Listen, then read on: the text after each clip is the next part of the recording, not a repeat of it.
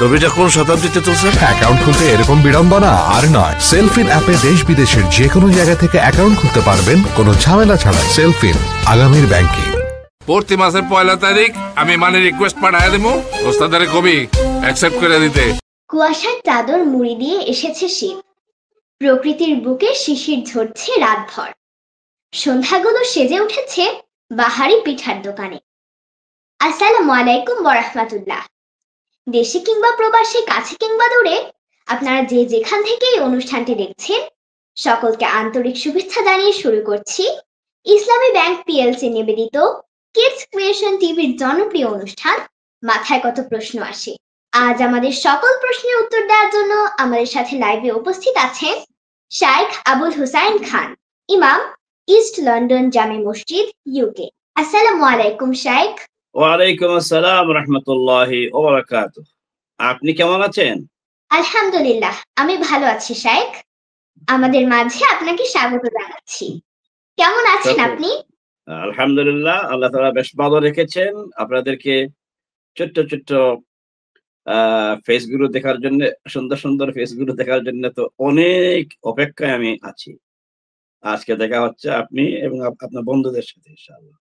এই পর্বে আমাদের সাথে লাইভে যুক্ত আছে ইমাই নায়াত, হাফসা মার্জিয়া, উম্মে হানি বিনতে বোরহান, জিএম হুজাইফা। আর অনুষ্ঠানটির উপস্থাপনায় রয়েছে আমি সাবিরা কাবির সাবা। প্রিয় দর্শক, শুরু করছি আমাদের মূল অনুষ্ঠান। তবে তার আগে ছোট্ট একটি অনুরোধ, বেশি বেশি করে লাইক, কমেন্ট এবং শেয়ার করে অনুষ্ঠানটি সকলকে দেখার সুযোগ করে দিন। আর চ্যানেলটি সাবস্ক্রাইব করতে ভুলবেন না যেন। শুরু করছি আমাদের মূল অনুষ্ঠান। এখন শাইখের কাছ থেকে আমাদের প্রশ্নের উত্তরগুলো জেনে নেব ইনশাআল্লাহ। আজ প্রথম প্রশ্ন করবে ইমাই নায়াত। আসসালামু আলাইকুম ওয়া রাহমাতুল্লাহি ওয়া বারাকাতুহু। ওয়া আলাইকুম আসসালাম ওয়া রাহমাতুল্লাহি ওয়া বারাকাতুহু। আমার প্রশ্ন হচ্ছে এটা যে আমরা প্রত্যেকদিন 5 ওয়াক্ত করে নামাজ পড়ি, কিন্তু আমার প্রশ্ন হচ্ছে এটা যে ফজরের নামাজ, মাগরিবের নামাজ এবং ইশার নামাজ আমরা মানে কিরাত আমরা জোরে জোরে পড়ি, কিন্তু জোহরের নামাজ আর আসরের নামাজ আমরা কিরাত মানে ইমাম আস্তে আস্তে পড়ে কেন? আচ্ছা, ভারী সুন্দর প্রশ্ন করেছেন আপনি, মাশাআল্লাহ। আপনার মাথায় এত বুদ্ধি আছে, এই জন্য আপনাকে অসংখ্য ধন্যবাদ। আমরা কেন ছোট আওয়াজে বা বড় আওয়াজে নামাজ পড়ি, এই 4টি জামাতের কথা আপনি উল্লেখ করেছেন। শোনেন, আমরা একটা ফরম্যাটকে ফলো করি। ইবাদতের ক্ষেত্রে একটা ফরম্যাটকে অনুসরণ করতেই হয়। যেমন আপনি বাপা পিঠা কেমনে খাবেন, আপনার আম্মু যেভাবে করে তৈরি করে দিল, এই বাপা পিঠা খেতে আপনি কি কাউকে জিজ্ঞেস করেছেন যে এটা বাপা নাম কেন? হ্যাঁ, এটা জিজ্ঞেস করা লাগে না। যেমনি এমনি করে তার মধ্যে এই কি বলে রসের গুড় ঢুকিয়ে কত না মিষ্টি করে আপনার আম্মু বানান। এটা আপনি আপনার আম্মুর সাথে যদি দ্বিমত করেন এভাবে খাবো না ওইভাবে খাবো, তাইলে হবে না। আপনার আম্মুর ফরম্যাটটাকে ফলো করতে হবে। এভাবে যে আপনি যখন স্কুলে যাবেন, স্কুলের স্যারকে যদি জিজ্ঞেস করেন যে আপনারা কেন এই বোর্ডের মধ্যে লিখে অথবা ডিভাইস দিয়ে আমাদেরকে কেন পড়ান, আপনারা মুখে মুখে কেন পড়ান না, কেমন? এটা প্রশ্ন করলে হবে না, বরং স্যার যে ফরম্যাট নিয়ে ক্লাসে আসবেন সেই ফরম্যাটে আপনাকে আপনার লেসন নিতে হবে, তাইলে আপনি ভালো শিক্ষিত হতে পারবেন। ঠিক এই নিয়মেই ইবাদতের ফর্মটা এসেছে আমাদের প্রিয় নবী সাল্লাল্লাহু আলাইহি সাল্লামের কাছ থেকে। তিনি যেভাবে যে ইবাদত করেছেন সেভাবেই আমাদেরকে বিনা প্রশ্নে সেই ফরম্যাট অনুযায়ী ইবাদত করতে হয়। এজন্য তিনি বলেছেন যে তোমাদের নামাজের জন্য ওযু করো, ওযু করতে হবে। আমরা ওযু করলাম, ঠান্ডার দিন আপনি অসুস্থ হয়ে গেছেন, আপনি পানি টাচ করতে পারবেন না, পানি ছুঁইলে আপনার রোগ বেড়ে যেতে পারে। আপনার ডাক্তার আপনাকে না করেছে যে পানি টাচ করা যাবে না আগামী 3 দিন, এভাবে যদি একটা নিয়ম সে বলে দেয় আপনার ডাক্তার, তাহলে আপনি তখন নামাজটা কেমনে পড়বেন? তখন রাসূল সাল্লাল্লাহু আলাইহি ওয়াসাল্লাম অল্টারনেটিভ ব্যবস্থা করে দিয়েছেন যে না, পানি টাচ না করতে পারলে অসুস্থতার জন্য তখন তোমাদেরকে ড্রাই অ্যাবলুশন বা তায়াম্মুম করতে হবে। ঠিক এমনি করে রাসূল সাল্লাল্লাহু আলাইহি ওয়াসাল্লাম মাগরিব এবং এশার নামাজে, এশা এবং ফজর এই 3 ওয়াক্তের নামাজে আওয়াজ করে পড়েছেন সূরা ফাতিহা এবং তার সাথে আরেকটি সূরা প্রথম 2 রাকাতে, এবং তাকে ফলো করতে গিয়েই আমাদেরকে ওইভাবে করে আওয়াজ করে পড়তে হয়।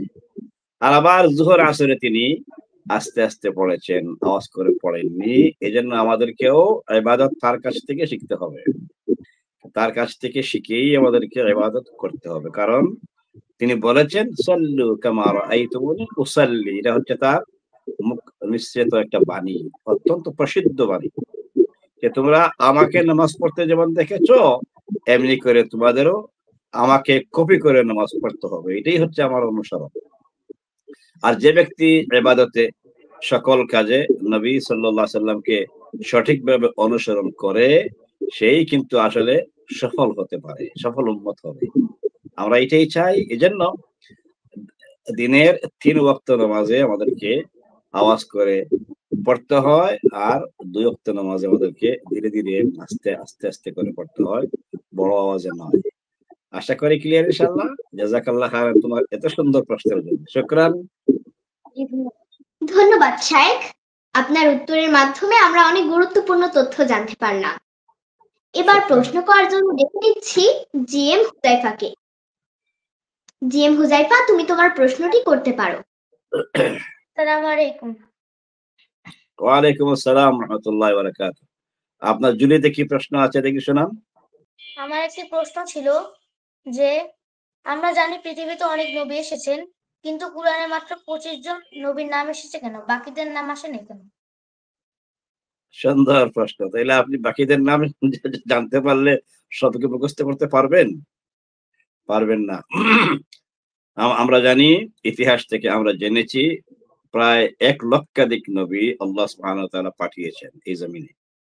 কেমন? আমাদের অনেক অনেক আগে, আমাদের পিতা, আদি পিতা আদম আলাইহিস সালাম থেকে শুরু করে শেষ নবী এবং সর্বশ্রেষ্ঠ নবী মুহাম্মদ সাল্লাল্লাহু আলাইহি সাল্লাম পর্যন্ত লক্ষাধিক নবী এসেছিলেন। তো আল্লাহ রাব্বুল আলামিন কোরআনে হাকিমে একটা আয়াতের মধ্যে উল্লেখ করছেন যে ও রাসূলান ক্বাদ কাসাসনাহুম আলাইকা মিন ক্বাবলু ওয়া রাসূলান লাম নাকসুসহুম আলাইক ওয়া কাল্লামাল্লাহু মূসা তাকলিমা। সূরা নিসার একদম শেষের দিকের যে কয়েকটি আয়াত রয়েছে, সেই আয়াতগুলোর থেকে আমি একটা আয়াত পাঠ করলাম। সেই আয়াতের মধ্যে আল্লাহ পরিষ্কার করে বলছেন যে আমি তোমাদেরকে কতিপয় নবীর নাম আমি কোরআনের মধ্যে দিয়েছি, যে সংখ্যা তুমি বলেছ 25 জন নবীর নাম, আর অসংখ্য অগণিত নবীর নাম তোমাদেরকে আমি জানাইনি। অতএব আল্লাহ যা প্রয়োজন মনে করেছেন তা জানিয়েছেন, আর সাথে খবর দিয়েছেন যে তোমাদের এর থেকে বেশি জানার আর প্রয়োজন নেই। যদি প্রয়োজন হতো তাইলে আমি সবার নামগুলো দিয়ে দিতাম। তা আল্লাহ তাআলা এটা নিজেই বলেছেন যে নবীর নাম লক্ষাধিকের উপর, সুতরাং যদি আমি দিয়ে দিই তাহলে তোমাদেরকে এটা খামাখা এটা মুখস্থ করার একটা বার্ডেন আসতে পারে। এমনিতেই আল্লাহর নাম 99টা অনেকেরই মুখস্থ নাই, ঠিক না? এজন্য এটা সম্ভব নয় এবং প্রয়োজনও নাই। এই জন্য আল্লাহ যে কয়েকজনের হিস্ট্রি, যে কয়েকজনের ইতিহাস দিলে পরে আমরা শিখবো ওদের কাছ থেকে কিভাবে করে দিনের দাওয়াত দিতে হয় ও দাওয়াতি কাজ করতে হয়, এবং নবীদের কাজ কি ছিল, প্রধানতম কাজ কি ছিল তা জানা যাবে এবং আমাদের জন্য বেশ উপকার হবে। আমরাও দিনই কাজ করতে খুব ফলপ্রসূ কাজ করতে পারবো ওনাদেরকে ঠিকমতো অনুসরণ করতে পারলে। এই নবীদের নামই কেবলমাত্র কোরআনের মধ্যে সন্নিবেশিত করা হয়েছে। আশা করি ক্লিয়ার ইনশাআল্লাহ। আর বাকিদের নাম না দিলেও চলে, এবং আমাদের পক্ষে সবার নাম মুখস্থ করা সম্ভব নয় বলেই আল্লাহ রাব্বুল আলামিন ওনাদের নাম আমাদেরকে আর জানান। কেমন? যে কয়েকজন না জানলে নয়, এবং হিস্ট্রি গুলো খুব আমাদের জন্য উপকারী হবে, সেই উপকারের কাজটা আল্লাহ রাব্বুল আলামিন করেছেন। আশা করি ক্লিয়ার ইনশাআল্লাহ। জাযাকুমুল্লাহু খাইর। জাযাকিল্লাহু খায়রান শায়েখ, অত্যন্ত চমৎকার ভাবে বুঝিয়েছেন। এবার প্রশ্ন করার জন্য ডেকে নিচ্ছি উম্মে হানি বিনতে বোরহানকে। আসসালামু আলাইকুম শাইখ। ওয়ালাইকুম আসসালাম ওয়া রাহমাতুল্লাহি ওয়া বারাকাতুহু। উম্মে হানি বিনত, আপনি ভালো আছেন? আলহামদুলিল্লাহ, আমি ভালো আছি। আপনি কেমন আছেন? আমরা বেশ ভালো। আপনার জুলিতে কোন প্রশ্ন নিয়ে আমার জন্য আসছেন দেখি, বলেন আপনার প্রশ্ন। শাইখের কাছে আমার প্রশ্নটি হলো, কাবা শরীফকে কেন কেবলা বলা হয়? আর আমরা কেন কেবলা দিক হয়ে নামাজ পড়ি, অন্যদিকে কেন নামাজ পড়ি না? সুন্দর দুটো প্রশ্ন একত্রিত করার জন্য থ্যাংক ইউ। কাবা শরীফের দিকে কেন আমরা নামাজ পড়ি, এটার জবাব হচ্ছে আপনি কেন প্রত্যেক দিন একই পথ ধরে আপনার স্কুলে যান, কেন যেতে হয় আপনার নানার বাড়ি, হ্যাঁ, একই পথ ধরে সবসময় একই পথ ধরে যে আপনার স্কুলে আপনি যান, তার তার কারণ হচ্ছে স্কুলে যাওয়ার পথ হচ্ছে এই একটা, এজন্য আপনি যান। তো আমাদেরকে আল্লাহ হুকুম করেছেন ইবাদত করো, কেমন, ও আনি'বুদুনি হাযা সিরাতুম মুস্তাকিম, এবং তোমরা আমারই ইবাদত করো, এটাই হচ্ছে সহজ সরল পথ।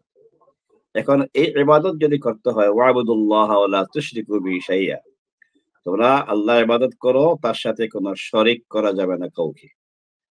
এই যে ইবাদত করার হুকুম করলেন আল্লাহ, নির্দেশনা দিলেন আমাদেরকে, এখন কেমনে করতে হবে ইবাদত তিনি একটা সেন্ট্রাল পয়েন্ট ঠিক করে দিয়েছেন। তোমরা দেখেছো তোমাদের স্কুলে যখন যাও তখন স্কুলে যাওয়ার পর ফ্ল্যাগ ওড়ায় না, স্কুলের সামনে একটা খুঁটি গেড়ে সেই খুঁটিটাকে একটা পাকার পিলারের সাথে কিন্তু ইয়ে করে দেওয়া হয়, ফিক্স করে দেওয়া আছে।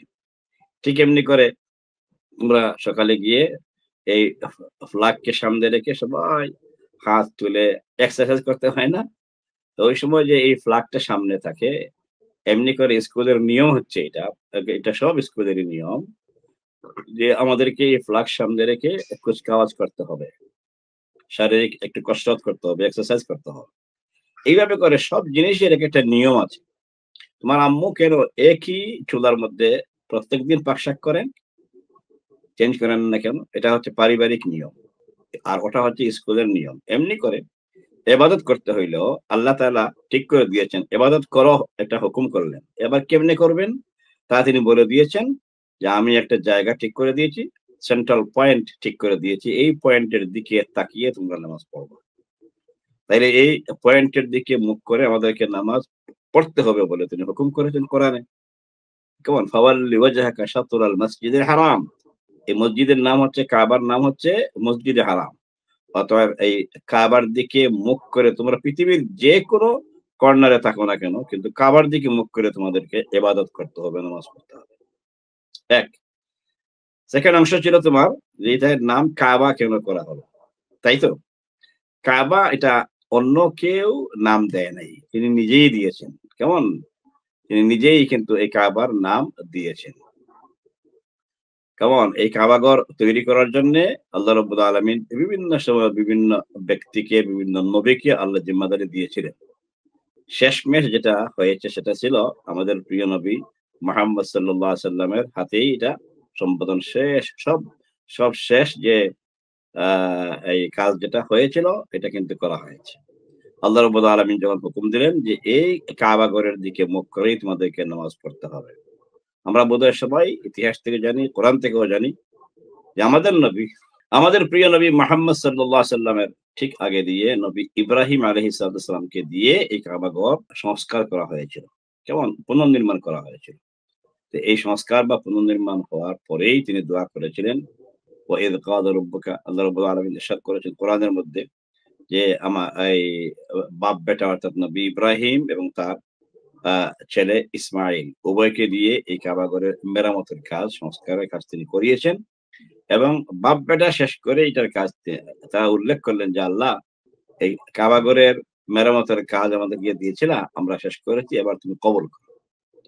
তো আল্লাহ নিজের নাম রেখেছেন এটার, এবং তিনি দোয়া করেছেন, কেমন, যে রব্বানা তাকাব্বাল মিন্না ইন্নাকা আনতাস সামিউল আলিম, কাবাঘরের মেরামতের কাজ আমরা বাপ বেটার উপর ছিল, আমরা সুন্দর করে আঞ্জাম দিয়েছি, তুমি এটা এবার কবুল করো।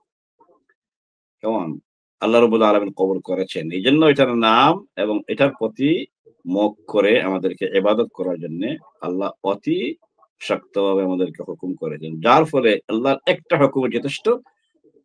আমরা আজও পর্যন্ত সেদিকে মুখ ফিরিয়ে আমরা নামাজ পড়ি, ইবাদত করি, এবং সেখানে গিয়ে আমরা তাওয়াফ করি। وإذ جعلنا البيت لإبراهيم مكان البيت ألا تشرك به شيئا وبالوالد إلى آخر آية।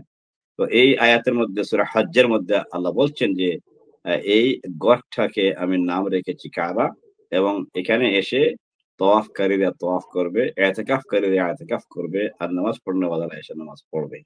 অতএব আমাদের কাজ সেই কাবার পাশে গিয়েই আমাদেরকে ইতিকাফ করতে হবে এবং নামাজ পড়তে হবে, তওয়াফ করতে হবে। তবে নামাজ পড়া যায় পৃথিবীর যে কোনো জায়গা থেকে, কিন্তু তওয়াফ করার জন্য আমাদেরকে সেখানেই যেতে হবে, সেই কাবার পাশেই। আশা করি ক্লিয়ার। তাইলে এই কাবার নামও রেখেছেন আল্লাহ স্বয়ং, তিনি নিজেই। কাবা শব্দের অর্থ হচ্ছে সম্মানিত। আশা করি ক্লিয়ার ইনশাআল্লাহ। Thank you. মাশাআল্লাহ, ধন্যবাদ শাইখ, খুব সুন্দর করে এবং এত সহজভাবে বোঝানোর জন্য। অনেক কিছু জানতে পারলাম আপনার উত্তরের মাধ্যমে। এবারে প্রশ্ন করার জন্য ডেকে নিচ্ছি ইমাইন আয়াতকে। আমার দ্বিতীয় প্রশ্ন ছিল এটা যে সূরা ওয়াকিয়ায় উল্লেখিত আছে ইন্নাহু লাকুরআনুন কারীম ফি কিতাবিন মাকনুন লা ইয়ামাসসুহু ইল্লাল মুতাহহারুন। নিশ্চয়ই এটা কুরআনুল কারীম, এটি সংরক্ষিত অবস্থায় রয়েছে, পবিত্রতা ছাড়া এটা কেউ ধরে না। এই তিনটা আয়াত কি বোঝাতে চেয়েছে আমাকে একটু বলতে পারেন? আচ্ছা, মাশাআল্লাহ, ভারী মজার প্রশ্ন করেছে তুমি। ইমাইন আয়াত, আল্লাহ পাক যেন তোমাকে গভীর কোরআনের খুব গভীর জ্ঞান দান করেন। শুকরান, জাযাকাল্লাহু খাইরান। ইন্নাহু লাকুরআনুন কারীম, নিশ্চয়ই এই কোরআনটি হচ্ছে অত্যন্ত সম্মানিত একটা কিতাব। কেমন? ফি কিতাবিন মাকনুন, যে কিতাবটি অত্যন্ত গোপনীয়। কেমন? এটা আল্লাহ রাব্বুল আলামিন যে কোরআন আসমান থেকে পাঠিয়েছেন, অরিজিনাল কোরআন যেটা, এগুলা হচ্ছে ভয়েস রেকর্ড। আমরা যেমন করে মোবাইলের মধ্যে ভয়েস রেকর্ড করি না, আমরা মোবাইলের মধ্যে ভয়েস রেকর্ড করলে এই রেকর্ডটাকে হাত দিয়ে স্পর্শ করা যায়? এটা কোনো শরীর নাই, এটা কোনো বস্তু না। এমনি করে আল্লাহ রাব্বুল আলামিনের কাছ থেকে ভয়েস রেকর্ড হয়ে এসেছে গোটা কোরআন, এবং সেই কোরআনটা ফি কিতাবিন মাকনুন বলা হয়েছে। এটা আনটাচড, এবং এটাকে স্পর্শ করা যায় না, এটা খুব লুক্কায়িত ভাবে গোপনে এটা আল্লাহ রাব্বুল আলামিন রেকর্ড করে রেখেছেন। লা ইয়ামাসসুহু ইল্লাল মুতাহহারুন, আমরা পবিত্র অবস্থা ছাড়া এই কোরআনকে স্পর্শ করব না। এটা এতটা সম্মানিত যে এটাকে টাচ করতে হইলে, এটা যখন আমাদের সামনে এখন বুক আকারে এসেছে, বই আকারে আমরা পেয়েছি, এবার আল্লাহ আমাদেরকে আদব শিক্ষা দিচ্ছেন, দিয়ে বলছেন এটা যখন বই আকারে হয়ে গেছে, হাত দিয়ে স্পর্শ করা যায়। বই আকারে হওয়ার আগে এই যে থার্ড খলিফা ইসলামের ওসমান রাদিয়াল্লাহু আনহু বই আকারে তিনি এটাকে সংকলিত করেছেন। কেমন? তার আগ পর্যন্ত এটা কিন্তু স্পর্শ করার মতো জিনিস প্রায় ছিলই না, বিশেষ করে বই আকারে ছিল না। এটা ছিল বিভিন্ন জায়গায় লেখা, বিভিন্ন পাত্রের মধ্যে লেখা ছিল, এরপরে হাড্ডির মধ্যে লেখা ছিল, গাছের উপর লেখা ছিল, গাছের ছাদের উপর পাতার মধ্যে লেখা ছিল। এইভাবে করে বিভিন্ন অংশ বিভিন্ন জায়গা থেকে এগুলাকে জড়ো করে একসাথে, এরপরে হাফেজদের মাধ্যমে চেক করা হয়েছে। কেমন? তারপরে এটা পূর্ণ বই আকারে প্রকাশিত হয়েছে, সংকলিত হয়। তো এটা হচ্ছে তার অর্থ, ফি কিতাবিন মাকনুন লা ইয়ামাসসুহু ইল্লাল মুতাহহারুন। তোমরা যখন, মানুষরা যখন পেয়েছো, এটাকে অতি সম্মানের সাথে তোমাদেরকে টাচ করতে হবে। এই টাচ করার জন্য শর্ত করে দিলেন যে তোমাদেরকে অবশ্যই পবিত্র হতে হবে। তোমরা আশা করি বড় হলে এটা বুঝতে পারবে পবিত্র কাকে বলে, অপবিত্র কাকে বলে। কেমন? যেমন তোমাদের সকালের ব্রেকফাস্টটা করার জন্য আম্মু কি বলেন? আব্বু আম্মু বলেন যে যাও তুমি তোমার ব্রাশ টাশ করে আসো, মুখ ধুয়ে আসো, উজু করে আসো, নামাজ পড়তে হবে। এই যে উজু করে আসো, ব্রাশ টাশ করে আসো, এটা কেন বললেন? এটার নাম হচ্ছে পবিত্রতা। এভাবে করে ছোট পবিত্রতা এখন করতে হচ্ছে তোমাদেরকে, আর বড় পবিত্রতা আরেকটা আছে, পরে করতে হবে। যখন তোমাদের বয়স হয়ে যাবে, তখন তোমাদেরকে বড় পবিত্রতা সহকারে ছোট পবিত্রতা নিয়েই তোমাদেরকে এই কোরআন পাঠ করতে হবে। আল্লাহ বলে দিলেন যে এই কোরআনটা মহাপবিত্র, এটা অত্যন্ত পবিত্র। এই কিতাবটাকে তোমাদেরকে উযু ছাড়া টাচ করা যাবে না। তোমরা টাচ করবা, হাত দিয়ে ধরবা, কিন্তু উযু সহকারে অথবা গোসল সহকারে তোমাদেরকে আসতে হবে, তারপর কোরআন পড়তে হবে। তবে এই ক্ষেত্রে একটা কথা, আমরা যারা মুমিন আছি, আমরা যারা মুসলিম আছি, আমাদেরকে কোরআন টাচ করে পড়ার জন্য আল্লাহ সম্মানের আদব শিখিয়ে দিয়েছেন। কিন্তু যদি তোমাদের কোনো ফ্রেন্ড, অমুসলিম ফ্রেন্ড, নন মুসলিম কোনো বন্ধু, যদি তোমাদের কোনো হিন্দু বন্ধু চায় যে আমি কোরআন পড়তে চাই, তাহলে তোমরা তাকে বলবো না যে তোমাকে উজু করতে হবে, না, সে বিনা অজুতে এটা পাঠ করতে পারে, এটা অনুবাদ যদি সে পড়তে চায় পড়তে পারবে। এই জন্য অমুসলিমদের জন্য এটা টাচ করে পড়ার কোনো শর্ত নাই। টাচ করে পড়ার শর্ত হচ্ছে সেটা আমাদের। তো এই জন্য আমরা যখনই এটাকে স্পর্শ করে আমরা তেলাওয়াত করতে চাইবো, অধ্যয়ন করতে চাইবো, স্টাডি করতে চাইবো, ওই সময় উজু করেই করতে পারলে উত্তম। এই আদবটা আল্লাহ এখানে শিক্ষা দিয়েছে। আশা করি এই 2-3টি আয়াত ক্লিয়ার হয়ে গেছে। থ্যাংক ইউ তোমাকে আল্লাহ রাব্বুল আলামিন আরো বেশি কোরআনের ইলম দান করুন। আমি দোয়া করছি সাহাবীর মতো, সাহাবী আব্দুল্লাহ ইবনে মাসউদ রাদিয়াল্লাহু আনহুকে রাসূল সাল্লাল্লাহু আলাইহি ওয়াসাল্লাম যে দোয়া করেছিলেন সেই দোয়া আমি তোমার জন্য করি। আল্লাহুম্মা ফাক্কিহকা ফিদ-দীন, আল্লাহুম্মা ফাক্কিহকা ফিদ-দীন, আল্লাহুম্মা ফাক্কিহকা ফিদ-দীন। আল্লাহ সুবহানাহু ওয়া তাআলা তোমাকে দ্বীনের এবং কোরআনের সমঝ এবং তার জ্ঞান যেন অনেক গুণ বাড়িয়ে দেন। Thank you. মাশাআল্লাহ শাইখ, চমৎকার উত্তর দিয়েছেন। এবার প্রশ্ন করার জন্য ডেকে নিচ্ছি বন্ধু হাফসা মার্জিয়াকে। আসসালামু আলাইকুম ওয়া রাহমাতুল্লাহ। ওয়ালাইকুম আসসালাম ওয়া রাহমাতুল্লাহি ওয়া বারাকাতুহু। আপনাকে হারিয়ে ফেলেছিলাম আমরা, এবার পেয়ে গেছি। Thank you. বলেন তো আপনার মধ্যে কি প্রশ্ন নিয়ে এসেছেন আমাদের জন্য? আমার প্রশ্ন হলো, আমরা তো জানি আল্লাহ আমাদেরকে সৃষ্টি করেছেন, তো আল্লাহ কোথায় থাকেন দেখা যায় না কেন? খুবই সুন্দর প্রশ্ন। আপনাকে তো হারানো আমাদের ঠিক হয়নি। এই প্রশ্ন নিয়ে আপনি বসে আছেন। থ্যাংক ইউ, আপনি ফিরে এসেছেন, এজন্য আপনাকে অসংখ্য ধন্যবাদ। আল্লাহ তাআলা আমাদেরকে সৃষ্টি করেছেন এবং তিনি কোথায় থাকেন, মানে আপনার খুব ভারী মজা হচ্ছে যে আল্লাহ কোথায় থাকেন সেটা জানার আগ্রহ দেখে। Thank you. আল্লাহ থাকেন কোথায় এটা জানার আগে আপনি কি আমাকে বলতে পারবেন যে আপনি এই দুনিয়ায় আসার আগে কোথায় ছিলেন? আপনি ছিলেননি, আপনার অস্তিত্ব কি ছিল? আপনার মায়ের পেটে আপনি আসার আগে কোথায় ছিলেন? বা আপনার ফ্রেন্ডরা আজকে যারা এখানে আসছে আমার সামনে, তোমরা কে কোথায় ছিলে? আমি কোথায় ছিলাম আমার জন্মের আগে? নিশ্চয় আমরা জানি না আমরা কোথায় ছিলাম না। একটা খবর জানি যে আমরা আলমে আরওয়াহ অর্থাৎ রূহ জগতে আমরা ছিলাম। রূহ জগতে যখন ছিলাম ওই সময় কি আমাদের হুঁশ ছিল? আমরা কি কথাবার্তা বলতে পারতাম? এগুলো পারতাম না। এই হলো একটা প্রশ্ন যে আমরা রূহ জগতে কোথায় গিয়েছিলাম দেখে আপনি বলতে পারবেন? এই জ্ঞান আমাদের নাই, কেউ বলতে পারবে না। আবার আসো, তোমার কি পেট ব্যথা হয় সময় সময়, মাথা ব্যথা হয়? তো যখন মাথা ব্যথা হয় এই ব্যথাটা কোনোদিন তুমি কাউকে দেখাতে পেরেছো? যে তোমার আম্মু বলে দিই কোথায় পেন করে দেখি বলো, তখন তুমি পেট দেখিয়ে বলছো এই জায়গায়, এই ডান দিকে পায়ে দিকে, কিন্তু ব্যথা কাহাকে বলে এটা তুমি দেখাতে পেরেছো? এটা কেউ দেখাতে পারবে না। কেমন পেট দেখানো যায়? পেটকে টাচ করে তোমার আম্মু অথবা তোমার কোনো ডাক্তার তোমাকে এই ট্রিটমেন্ট দেওয়ার জন্য, চিকিৎসা করার জন্য একটু টিপাটিপি করতে পারবে, কিন্তু তুমি তাকে পেইনটা দেখাতে পারবে না। এমনি করে তোমার মাথার পেইন হোক, মাথা ধরা হোক, অন্য কোনো রোগ হোক দেখাতে পারবে। আচ্ছা দেখি বলতো, বাতাস দেয়, আরাম লাগে আমাদের। গরমের দিন যখন আমরা একটু বাইরে যাই বাতাস লাগলে কতই না মজা লাগে, ঠিক না? বাতাস কাকে বলে কোনোদিন কেউ দেখাতে পেরেছে? কেউ? আপনি পারবেন দেখাতে বাতাস কি জিনিস, কাকে বলে? আচ্ছা গেল এটা না হয় কমপক্ষে দেখা যায়, গাছগুলো খুব দুলছে, এরপরে এই কি বলে এই লতা পাতা একটু হিলছে, এটা আমরা মোটামুটি দেখতে পাই, একটু আন্দাজ করা যায় এটার নাম বাতাস। কিন্তু পেইনকে আন্দাজ করা যায় না। আচ্ছা দেখি বলেন, অক্সিজেন দেখেছেন কোনোদিন? নাইট্রোজেন দেখেছেন কোনোদিন? হ্যাঁ, গাছ খায় যা আমরা যেটাকে ছাড়ি সেই ডাইঅক্সাইড কে আমরা কি কোনোদিন কেউ দেখেছি চোখে? এভাবে করে দেখা বহু জিনিস আছে, কিন্তু বিশ্বাস করতে হয়। বিশ্বাস করতে হয়, আর না হয় আমরা মুমিন হতে পারি না। যেমন ফেরেশতা কেউ দেখেছি আজ পর্যন্ত? দেখি নাই। কিন্তু আছে কিনা ফেরেশতা? ফেরেশতা আছে, আল্লাহ বলেছেন।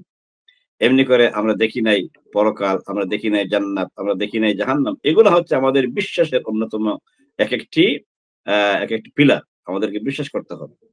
ঠিক এমনি করে আল্লাহ তাআলা তিনি নিজে বলেছেন যে ইউমিনু আল্লাযিনা ইউমিনুনা বিল গায়বি, যারা এই না দেখা জিনিসগুলোকে বিশ্বাস করবে তারা প্রকৃত মুমিন হতে পারবে।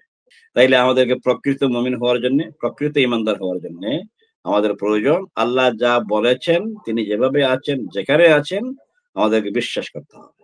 কোরআন একটা আয়াতের মধ্যে আমরা পেয়েছি যে আরশ ইস্তাওয়া, আল্লাহ তাআলা একটা আরশ আছে, তার একটা বিশাল আসন আছে, তাকে বলা হয় আরশ। আর সেই আরশে তিনি উপস্থাপিত হয়ে আছেন। কেমন সেই আরশে তিনি আরাম করে আছেন, তিনি কি অবস্থায় আছেন, তার অবয়ব কি, তার চেহারা কি, আমরা কিছুই জানি না। এই ব্যাপারে আমাদের কোনো ইলম নেই। লা ইলমা লানা ইল্লা মা আল্লামতানা, আমাদের কোনো জ্ঞান নেই, আমাদের কোনো ইলম নেই। কেবলমাত্র তিনি আমাদেরকে যা শিক্ষা দিয়েছেন, আমাদেরকে তিনি কি শিক্ষা দিয়েছেন? এই শিক্ষাই যে আমি আছি, তোমরা যেমন করে তোমাদের পেইন কে না দেখে বিশ্বাস করো পেইন হয়েছে, এমনি করে না দেখে বিশ্বাস করতে হয় ফেরেশতা আছেন, এমনি করে আমাকেও তোমরা না দেখে বিশ্বাস করো। আমি তোমাদের একমাত্র রব, আমি তোমাদের সাস্টেন করি, আমি তোমাদেরকে বাঁচাই, আমি তোমাদেরকে মারি, আমি তোমাদেরকে খাওয়াই, সবকিছু আমি করি। আমি তোমাদেরকে রোগবালাই দেই, আবার আমি তোমাদেরকে শিফা দেই। এই তার পরিচয়। এজন্য আল্লাহ পরিচয় পাওয়ার জন্য আমি তোমাদেরকে বলবো, দুটো জায়গা আমি ঠিক করে দিচ্ছি। এক নম্বর হচ্ছে সূরাতুল ইখলাস, কুল হুয়াল্লাহু আহাদ, এটা পড়বা। আর আরেকটা হচ্ছে সূরা হাশরের শেষের 3টি আয়াত, হুয়াল্লাহুল্লাযী লা ইলাহা ইল্লা হুয়াল হাইয়্যু ইল্লা হু আলিমুল গায়বি ওয়াশ শাহাদা। এই 3টি আয়াত তোমরা পড়ে নিবা, আর সূরা ইখলাস পড়ে নিলেই তোমরা আল্লাহর মহাপরিচয় এখান থেকে পেয়ে যাবে। এই জন্য আল্লাহকে দেখা যায় না। আল্লাহ নিজে বলেছেন তিনি এখন দেখা দিবেন না, এবং কেউ তাকে দেখা করতে পারে নাই। আদম থেকে আমাদের নবী পর্যন্ত কোন নবীও তাকে সশরীরে দেখা করতে পারেননি। আমরা গিয়ে দেখবো একদিন, আল্লাহ বলেছেন সচক্ষে দেখার জন্য কিয়ামতের দিন আসবে। সেই সময় আসতে পরে তোমাদেরকে নিয়ে আমি একটা মহা ইন্টারন্যাশনাল কনফারেন্স করব। সেই কনফারেন্সে আমি তোমাদের সামনে অতিথি হিসাবে হাজির হব। সেই দিন তোমরা আমাকে দেখতে পাবে। আমরা সেই দিনের অপেক্ষায় থাকি। তাইলে থ্যাংক ইউ মার্জিয়া, তোমার সুন্দর প্রশ্নের জন্য। অত্যন্ত গভীর প্রশ্ন তুমি নিয়ে এসেছো। আমি দোয়া করি তোমাকেও আল্লাহ পাক যেন গভীর জ্ঞানের অধিকারী করে। শুকরান, জাযাকিল্লাহ খাইরান। ধন্যবাদ শাইখ। এবারে প্রশ্ন করার জন্য ডেকে নিচ্ছি জিএম হুজাইফাকে। সেই সাথে আমাদের সময়ের সীমাবদ্ধতার জন্য শাইখকে বিনীত অনুরোধ করছি উত্তরগুলোকে সংক্ষেপে প্রদানের জন্য। প্রশ্নটি হলো, মানুষের কত বছর বয়স থেকে গুনাহ লেখা শুরু হয়? মানুষের কত বছর বয়স থেকে তার পাপ বা তার গুনাহগুলো লেখা শুরু হয়? জি, আমাদের প্রিয় নবী মুহাম্মদ সাল্লাল্লাহু আলাইহি সাল্লাম সুন্দর করে বলেছেন যে 7 বছর বয়স থেকে কেমন ওদেরকে দিন শিখাও এবং নামাজ শিখাও। আর ছেলে অথবা মেয়ে, এই দুই প্রকৃতির মানুষ আমরা আছি দুনিয়ায়। মেয়েদের বেলায় সাবালক বয়স যখন থেকে হয়ে যায়, এই বয়সটা 9 থেকে প্রায় শুরু হয়ে যায়। মেয়েদের বেলায় 9-10 থেকেই শুরু হয় এবং এটা চলতে থাকে। আর ছেলেদের বেলায়, তোমরা যারা ছেলে আছো, তোমাদের বেলায় এটা শুরু হবে টিন এজ বলে ইংলিশে, টিন থেকে, 13, 14। তাহলে এই টিন এজ থেকে শুরু হয়, 13 থেকে ছেলেরা মোটামুটি সাবালক হয়ে যেতে পারে। তাইলে স্বাভাবিকভাবে শরীয়তের দাবি হচ্ছে এই হাদিসের আলোকে যে ছেলেদের বেলায় 13 থেকে, আর মেয়েদের বেলায় হচ্ছে প্রায় 9 থেকেই তাদের বয়স শুরু হয়ে যায়। সাবালকত্বের বয়স যখন থেকে শুরু হয়, ওই সময় থেকে কিন্তু আমলনামা বলে এটাকে, রেকর্ড লেখা শুরু হয়ে যায়। আমাদের প্রত্যেকের নামে এক একটা রেকর্ড আছে, এগুলো কিন্তু লেখা শুরু হয় ওই এজ থেকেই। আশা করি ক্লিয়ার ইনশাআল্লাহ। থ্যাংক ইউ হুজাইফা তোমার সুন্দর প্রশ্নের জন্য। অসংখ্য ধন্যবাদ শাইখ। এবারে প্রশ্ন করবে উম্মে হানি বিনতে বোরহান। আমার প্রশ্ন হলো, আমি ফজরের নামাজ মাঝে মাঝে ঘুমের জন্য পড়তে পারি না। আম্মু ডাকলে তখন উঠি। তাই আমি চাই আম্মুর আগে উঠবো। তাই আমাকে একটি দোয়া শিখিয়ে দিবেন। আর আমি আগে কি কি করতে পারি শাইখ? অতি সুন্দর একটি প্রশ্ন নিয়ে এসছি। এটা শুধু তোমার বেলায় নয়, এটা সকল বাচ্চাদের বেলায় হয়ে থাকে যে আব্বু আম্মুর ডাক মানে শোনা যায় কিন্তু উঠতে মন চায় না। ফজরের ঘুমটা খুব মজার ঘুম, তাই না? আর যদি সেটা শীতের রাত হয় তাহলে তো আর হয়েছে, খুব মজার ঘুম। এই ঘুমটা ছাড়া যায় না। কেমন? তো একটা দোয়া তোমাকে আমি বলছি, আর তার আগে বলছি তুমি আগে থেকে নিয়ত করবো। ওই যে তুমি খুব ক্লেভার গার্ল, তুমি বলতেছো আমি চাই আমার আম্মুর ডাকের আগেই উঠতে। হ্যাঁ, তুমি পারবা। সেটা কেমনে পারবা? নাম্বার 1 হচ্ছে তোমাকে একটা দোয়া বলছি আমি, সেই দোয়াটা তুমি আয়াতুল কুরসি এই দোয়াটা পড়ে শুইবা। এরপরে কোন আউযু বিরাব্বিল ফালাক একবার, নাস একবার, আর কুল হুয়াল্লাহ 3 বার। এটা পড়ে তুমি শুয়ে যাইবা আর নিয়ত করবা। নাম্বার 2 যে আল্লাহ আমাকে উঠতে দিও, আমার ঘড়ি যেন আমাকে ডাক দেয়। আর তুমি একটা অ্যালার্ম ক্লক বা মোবাইলে তুমি অ্যালার্ম সাউন্ড দিয়ে শুয়ে থাকবা। ইনশাআল্লাহ আল্লাহ পাক তোমাকে অ্যালার্মের আগে উঠাই দিবেন ইনশাআল্লাহ। তুমি যদি নিয়ত করো যে আমি আমার আম্মুর আগে উঠতে চাই, আমি যেন উঠে আমার আম্মুকে দরজায় গিয়ে নক করতে পারি যে আমি উঠে গেছি, আপনিও উঠেন। এভাবে যদি তুমি নিয়ত করো আর এই দোয়াগুলো পড়ো, হয়ে যাবে। ঠিক আছে? কিন্তু তোমার এই যে অনুপ্রেরণা যেটা, এখান থেকে আমাদের অনেকেরই শিক্ষা আছে, তোমার ফ্রেন্ডরা শিখছে। শুধু তোমার একার নয়, এই রাতের ঘুমটা, বিশেষ করে ফজরের সময়ের ঘুমটা খুব বেশি মজার ঘুম। 2 কারণে। একটা হচ্ছে যে সারা ঘুমের মূল হচ্ছে এই সময়ে এসে ঘুম খুব বেশি জড়ো হয়, এসে খুব শক্ত করে ধরে। আর আরেকটা কি জানো, আমাদের প্রিয় নবী, বৈজ্ঞানিক নবী মুহাম্মদ সাল্লাল্লাহু আলাইহি ওয়াসাল্লাম বলেছেন, যারা উঠতে চায় না ওদেরকে শয়তান খুব কাবু করে, 3টা গেট দেয়। কেমন কেমন দিয়ে বলে তুমি আরামসে ঘুমাও, তোমার লেফট মুড়ি দিয়ে ঘুমাও। এবার আগে তোমার মাথা খোলা ছিল, এবার তুমি মাথা ডেকে লেফট দিয়ে ভালো করে মুড়ি দিয়ে এবার আরেকটা ঘুম দাও। এখনো অনেক সময় আছে, রাত পড়বার এখনো অনেক বাকি আছে, তুমি ঘুম দাও। এইভাবে করে শয়তান এসে আমাদেরকে ইয়ে করে, কি বলে, আমাদেরকে আচ্ছন্ন করে ফেলে, ঘুমাচ্ছন্ন করে ফেলে। তখন আমরা খুব বেশি আরাম পাই ঘুমাইতে।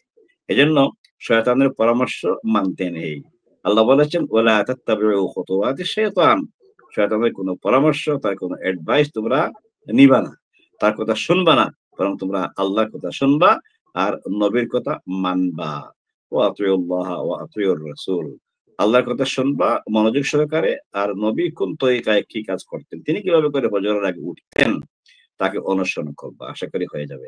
থ্যাংক ইউ সুন্দর প্রশ্ন নিয়ে আসার জন্য তোমাকেও অসংখ্য ধন্যবাদ। ধন্যবাদ স্যার, আপনার উত্তরের মাধ্যমে আমরা অনেক কিছু জানতে পারলাম। আল্লাহ আমাদের সকলকে ফজরের সময় মতো ওঠার তৌফিক দিন। আমিন আমিন। এবারে প্রশ্ন করার জন্য ডেকে নিচ্ছি হাফসা মার্জিয়াকে। হাফসা মার্জিয়া, তুমি তোমার প্রশ্নটি করতে পারো। আসসালামু আলাইকুম ওয়া রাহমাতুল্লাহ। আমার প্রশ্ন হলো শুনেছি একদিন কিয়ামত হবে, সেদিন কি নবীদের সাথে আমাদের দেখা হবে? প্রথম অংশটা ক্লিয়ার হইলো না, কিয়ামতের দিন কি নবীদের সাথে আমাদের দেখা হবে, এটা আমি বুঝতে পারছি। আর তোমার প্রথম অংশ কোন দিন কিয়ামত হবে নাকি? আচ্ছা ঠিক আছে, যেটুকু পেয়েছি এটুকু বলি। কোন দিন কিয়ামত হবে এটা তুমি যেমন করে ছোট্ট মানুষের মাথায় এসছে, এভাবে করে ওই আরবের মানুষদের মাথায় আসতো, কেমন ছোটদের মাথায় আসতো এবং বড়দের মাথায় কিন্তু আসতো। তো আমাদের প্রিয় নবী মুহাম্মদ সাল্লাল্লাহু আলাইহি ওয়াসাল্লাম তাকে গিয়ে জিজ্ঞেস করতো, ও নবী আপনি বলেন তো কোন দিন কিয়ামত হবে? ইয়াসআলুনাকা আইয়ানা মুরসাহা, কোন দিন সেই কিয়ামত হবে? হ্যাঁ, ইয়াসআলুনাকা আনিস সাআহ, নবী আপনার কাছে এসে তারা প্রশ্ন করে। রাসূলুল্লাহ সাল্লাল্লাহু আলাইহি ওয়াসাল্লাম একটি টেকনিক্যাল আনসার তাদেরকে দিতেন। সেই আনসারটা তোমাদেরকে দেওয়া ঠিক হবে না, কারণ তোমাদের জ্ঞান অনুযায়ী তোমরা জানতে চাচ্ছ, এই জন্য তিনি জবাব দিতেন ওদেরকে যে তুমি কি রেডি করেছো, পরকাল কোন দিন হবে, কিয়ামত কোন দিন হবে, এটা জানার জন্য অস্থির হয়েছে কেন? সেই দিন তোমাকে যে পরীক্ষা করা হবে, সেই দিন তোমার কাছ থেকে যে প্রশ্ন করে সওয়াল, কি বলে, প্রশ্ন করে জিজ্ঞেস করে তোমাকে আনসার নেওয়া হবে, সেই আনসারের জন্য তুমি কি রেডি হয়েছো? এটাই হচ্ছে তার আসল জবাব। যে আমাদের কোন দিন হবে এই দিন নিয়ে আমাদের ব্যস্ত হওয়া মোটেই উচিত না, বরং তোমার পরীক্ষার জন্য প্রস্তুতি কি পর্যন্ত হয়েছে। আচ্ছা, তুমি যদি প্রত্যেকদিন তোমার আব্বু আম্মুকে জিজ্ঞেস করো, আচ্ছা দেখি বলেন তো আমার স্কুলে পরীক্ষা কবে হবে, বা স্কুলের হেড টিচারকে ক্লাস টিচারকে জিজ্ঞেস করো কবে পরীক্ষা হবে, তো তারা কি জবাব দিবে? এই সেম জবাব দিবে যে পরীক্ষা কবে হবে এটার জন্য অস্থির কেন তুমি? তুমি কি পড়াশোনা করছো? পরীক্ষা প্রশ্ন আসবে, এগুলোর জন্য জবাব তুমি রেডি করছো? এইগুলো মানুষ প্রশ্ন করবে, ঠিক না? এই জন্য আমাদের উচিত হচ্ছে যে পরীক্ষা কোন দিন হবে এটা নয়, বরং পরীক্ষা তো হবেই, এটা কনফার্ম। এটার জন্য আমাকে পড়াশোনা করতে হবে, আমাকে ভালো করে পড়াশোনা করলে পরে পরীক্ষা পাস। তাহলে সেই হিসাবে আমি বলতে চাই, আসো তোমরা সবাই, আমরা সবাই, বড়রা বিশেষ করে এবং ছোটরাও, কোন দিন হবে এটা কনফার্ম, কিন্তু দিন এবং ক্ষণটা আমাদের জানা নেই।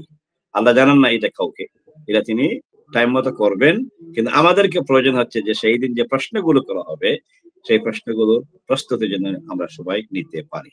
তোমাকেও আল্লাহ বড় হওয়ার পর যেন সেই তৌফিক দিন দোয়া করছি, তোমার আব্বু আম্মু এবং আমাদের সবার জন্য দোয়া করছি, যারা আল্লাহ পাক যেন আমাদেরকে পরকালীন যে প্রশ্নগুলো আসতে পারে তার জন্য ফুল প্রিপেয়ার্ড হইতে পারি। শুকরান, জাযাকিল্লাহ খায়রান। I think it's helpful.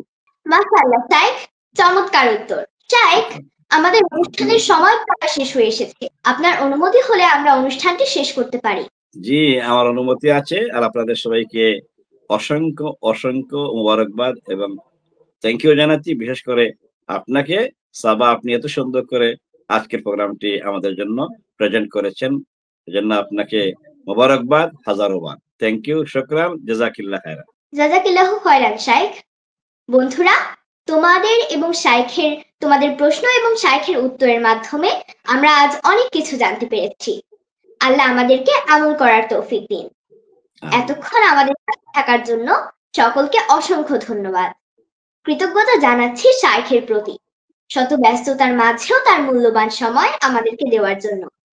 শাইখ, আল্লাহর দরবারে আপনার দীর্ঘ নেক হায়াত কামনা করছি। কৃতজ্ঞতা জানাচ্ছি প্রশ্নকারী বন্ধুদের প্রতি। ইনশাআল্লাহ আগামীতে আবারও দেখা হবে নতুন কিছু প্রশ্ন নিয়ে এবং নতুন কিছু জানার আগ্রহ নিয়ে। সেই পর্যন্ত সবাই ভালো থাকবেন, সুস্থ থাকবেন, কিডস ক্রিয়েশনের সাথেই থাকবেন।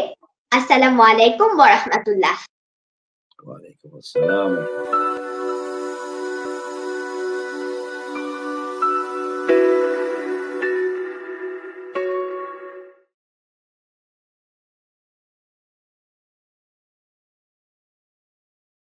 ছবিটা কোন শতাব্দীতে চলছে? অ্যাকাউন্ট খুলতে এরকম বিড়ম্বনা আর নয়। সেলফিন অ্যাপে দেশ বিদেশের যে কোনো জায়গা থেকে অ্যাকাউন্ট খুলতে পারবেন কোনো ঝামেলা ছাড়াই। সেলফিন, আগামীর ব্যাংকিং।